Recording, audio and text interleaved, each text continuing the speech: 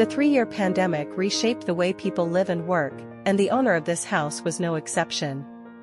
In 2023, they decided to return to their parents' home in the village and rebuild a house that could accommodate 3 generations while also serving as a home office.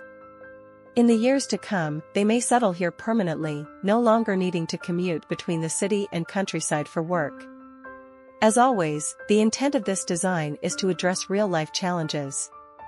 It does not aim to embrace abstract notions of tradition or aesthetic conventions. Kenneth Frampton wrote that confronting a place's inherent issues can become an opportunity for the development of critical regionalism.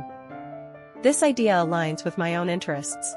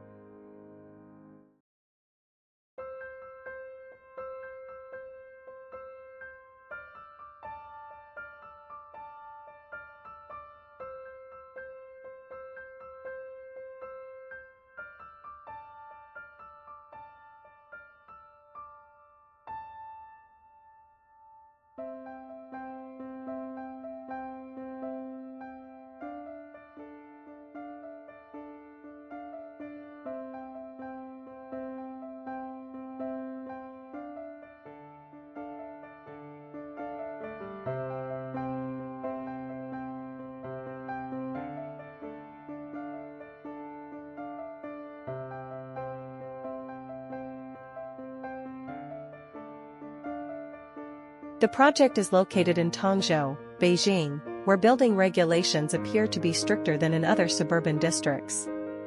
For instance, residential plots are limited to single-story structures with an eave height of no more than 3 meters. As a result, Shifa village remains flat and expansive. Even the more recently renovated courtyards continue to follow the traditional Heyuan courtyard house layout, lying low against the vast landscape. My first visit to the site was on a rainy afternoon. The 700-square-meter courtyard made the existing house appear small beneath the immense sky. Despite the heavy clouds overhead, the eaves could not block the distant blue sky and sunlight. This sense of openness and spatial fluidity was the first thing the client expressed as their vision for the new house.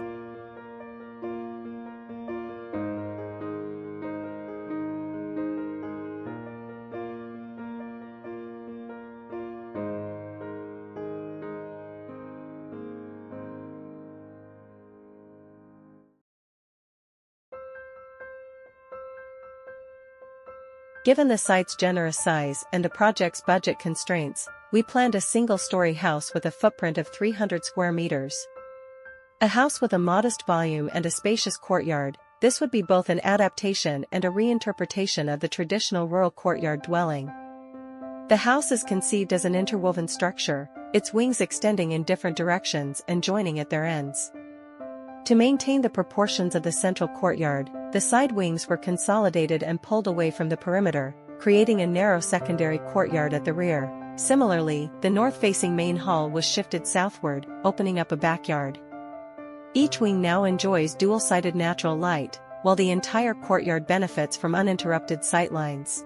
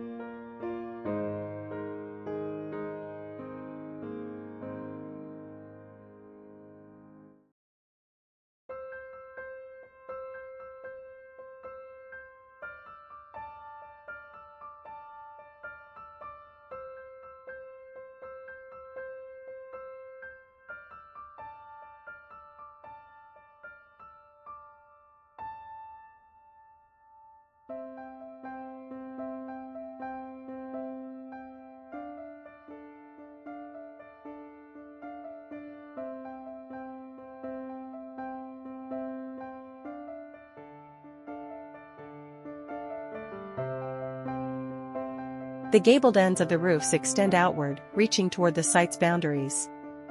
From above, the house forms a cross-like configuration. The spatial arrangement is evenly distributed, creating a series of terminal points, private rooms for the grandparents, parents, children, and visiting guests. To create a sense of spatial openness, the building's structural framework recedes toward the roof ridge. Structural elements from different directions converge at the shear wall cores, forming the cross-shaped structural anchor. The house, much like a mushroom, is supported at its center while its eaves extend outward in all directions. Freeing the perimeter from structural constraints allows the façade to dissolve, merging the interior and exterior. The cross-shaped layout creates a view that moves from near to far, courtyard, house, courtyard again, revealing overlapping scenes of daily life.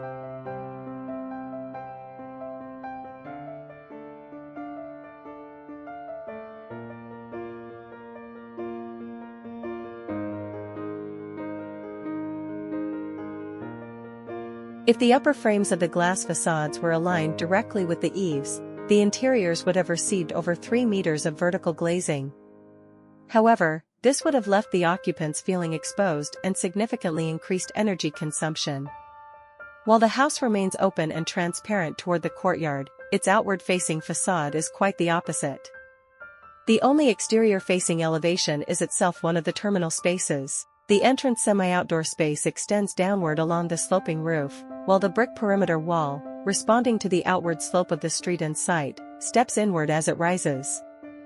As a whole, the building sits low and unassuming against the roadside.